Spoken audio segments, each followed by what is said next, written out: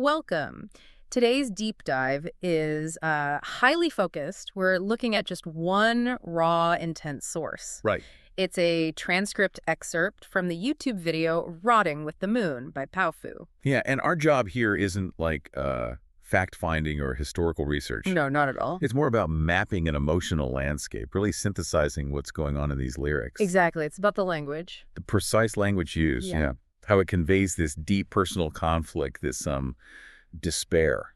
And it's a really potent narrative we're diving into. It's dominated by self-hatred, loss, and this really striking paradox, this feeling of wanting neither to live nor to die. That's the core we want to understand. Okay, so where do we start? The origin of all that pain, maybe? I think so. The source itself kind of lays it out right away, doesn't it? That core reason for the self-hatred. Yeah, it hits hard. The line is, hated myself ever since Paige went in my veins. That phrase, Paige went in my veins, it's repeated later, too, as Paige written in my veins. It's so visceral. It really is. It's not just a bad memory, is it?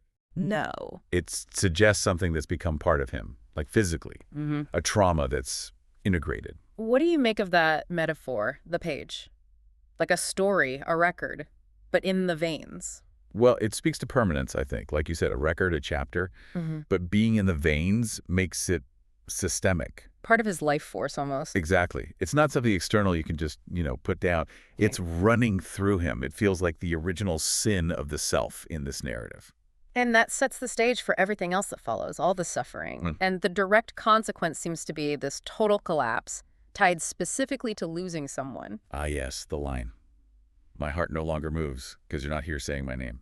It's heavy stuff. It's not just metaphorical sadness. It sounds like a physical shutdown. Yeah, like his actual ability to live, his heart literally moving, depends on this other person's presence. But then almost immediately it snaps back to self-blame. How does that connection happen so fast in the text? That's the key psychological move, isn't it? Right after saying his heart won't move because she's gone. He says, it's my fault that I'm the pain. Right. And even later, when thinking about changing, it's still my fault that I will change. The blame is just accepted, assumed. It's fundamental. And that, I think, locks in the self-approach as the main engine here. Okay. He's suffering because of the loss, sure.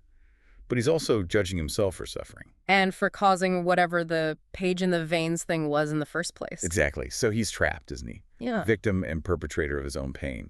It's an impossible loop. Wow. So if that's the foundation, this intense self-blame, how bad does it get? Where does the text show him hitting the wall? Well, the language definitely escalates. It moves towards finality. The suffering becomes unbearable. You see that in the line, about the time that I am done with this. Yeah, and done with this feels pretty literal, pretty final, especially when you read what comes next. Oh, sis. The reference to death being right there. Even if death stand at my door the time I make a jump for it. So the goal becomes just stopping the feeling. Rest. Pretty much. Cessation. And that desperation comes through so clearly in that repeated plea. Heal me from the suffering. Over and over. But, okay, he wants the suffering to end, potentially through, the ultimate escape. But something holds him back, right? There's a conflict there. Absolutely. It's like he's right on the edge, but then gets pulled back by memory. The memory of the person he lost. Yeah, that seems to be the lifeline. Finding some kind of comfort, being alone under this moon, but having these warm visions of you. Hearing your harmony, my love. It's like the memory itself is keeping him alive. It's the counterweight, yeah. Pushing against the self-destruction. But even that lifeline seems shaky at first. The source mentions the visions initially lost their sober force. Right, which is terrifying because if that memory fades, what's left? The safety net is gone. That could push him over the edge. But then there's a slight shift, isn't there? Kind of resolve. Yes. Just when it seems like the memory is failing, he makes a choice. He says, I'll stay over for us. For us, not for himself. Exactly. That's huge.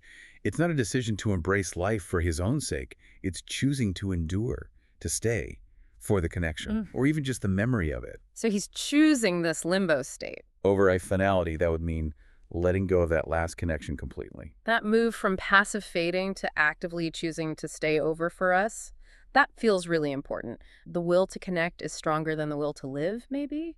I think that's a great way to put it. And all this struggle, this push and pull, it leads us straight into the core paradox of the whole thing, doesn't it? It really does. This is where it all comes together, or rather where it all gets stuck.